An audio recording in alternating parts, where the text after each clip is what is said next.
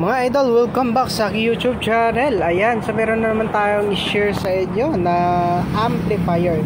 So Yamaha P35S. So original, no?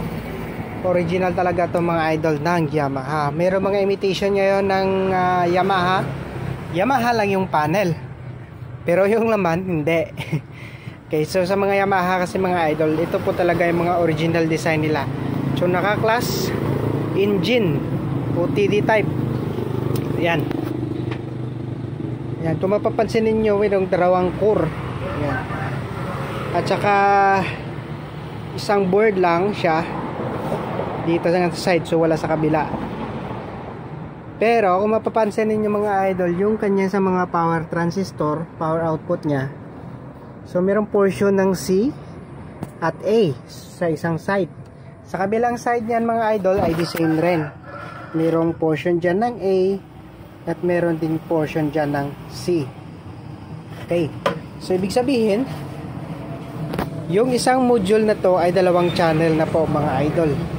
So balitig 3 pairs per channel yung kanyang ginagamit na output. Ayan, kung mapapansin niyo, tatlong A dito at saka tatlong C din dyan sa kabila. Same din dito sa kabilang side mga idol. Tatlong A, tatlong C. So isang module, dalawang channel na siya. At isang engine lang yung gamit nila sa dalawang channel na yan. So itong engine lang po. Okay, so ayan, so ito yung mga components niya mga idol. So yung mga resistor, dahil nga nakakompact siya, so nakatayo yung ibang mga resistor na ginagamit. Dito sa kanyang side naman, ayan, so yung mga resistor dyan ay nasa 1.8 lang yung ibang mga ginagamit. And then so dito, power supply board, kasama rin na rin rito yung kanyang soft start and yung mga auxiliary supply para sa 15 volts, and syempre sa kanyang fan dito na rin. Okay, at sa kanyang protection circuit dito,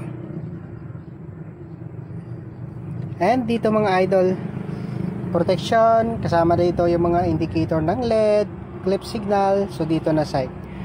And dito, portion na to, dito yung portion ng kanyang main amp. Yan, so dito no, so nakahiwalay siya sa kanyang ano dito, module. So instead na isama dito yung main amp nya, so dahil nakakompact siya and dalawang channel na sa isang module, so dito nila nilagay. Ayan o, yan yung kanyang differential. So medyo mahirap no mag-repair ng ganitong klaseng amplifier, dahil nga hindi pwedeng maihiwalay itong connector na to dyan sa kanyang differential. So for troubleshooting kasi kailangan differential nandyan pa rin. So medyo mahirap lang i-repair ang ganitong klaseng design ng amplifier mga idol. So i-power on natin. Ayan, so kung mapapansin ninyo mga idol, okay, ayan, nagpo-protect siya. Ayan,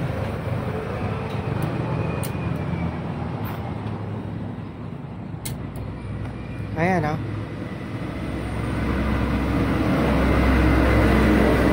So hindi na po mababa yung kanyang protection, hindi na nag-off.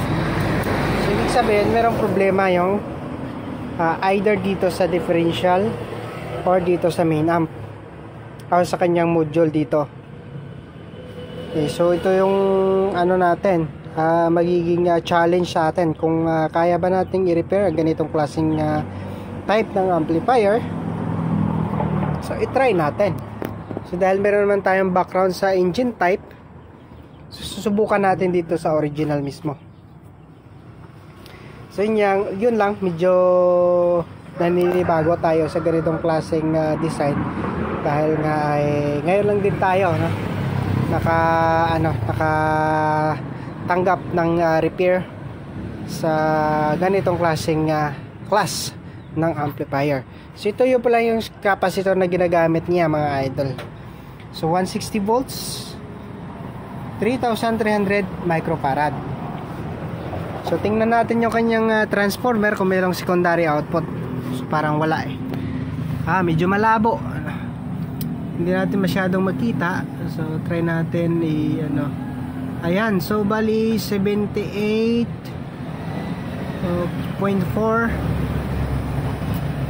AC, no? Yung kanyang secondary output. And ayan, ano pang nakasulat diyan? Ayan, so 19.9.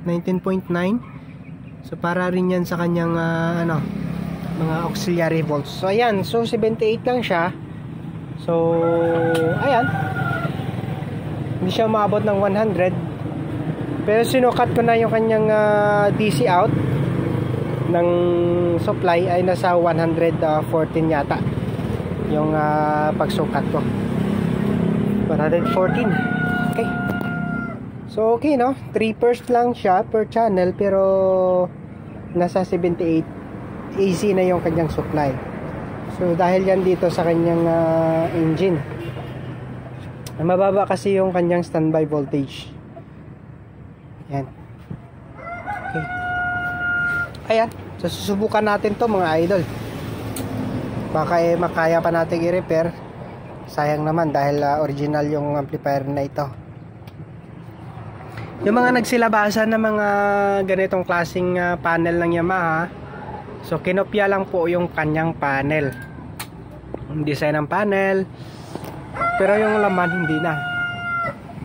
Ibang klase naman po yung laman niya. Mga class EB lang po yun. Yan. So dito sa kanyang buffer, so ginaya din nila. Meron ding ganitong volume dito para sa kanyang frequency response. So meron din siya yung mga imitation ngayon. Okay. Ayan, kung mapapansin niyo, yung kanyang binding post ay pang hanggang 2 channel. Pero yung module niya isa lang. Pero yung relay, 2. Ayan, so channel 1 para sa channel 1 tsaka sa channel 2 yung kanyang relay.